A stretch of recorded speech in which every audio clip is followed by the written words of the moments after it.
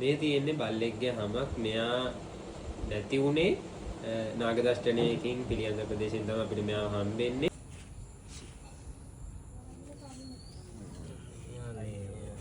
ඔයාලට පේන වෙති මේ හැමේ තියෙන වෙනස. මොකද නාගයාගේ දර්ශනය වෙලා තිබ්බේ මෙතනට.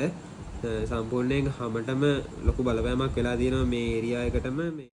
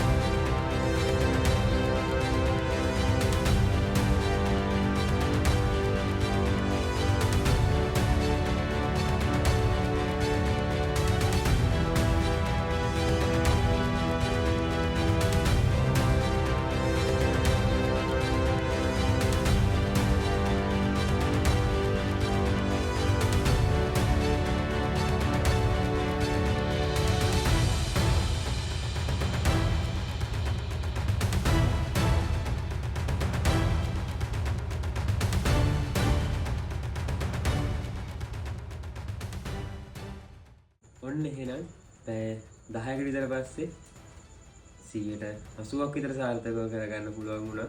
මේකේ ගොඩක් අඩුපාඩු තියෙන මේ ෆස්ට් ටයිම් බල්ලෙක් හදපු. ඉස්සරහට බලමු ඉතින්. තාමත් අදා බලන ගමන් තියෙන්නේ මේවා.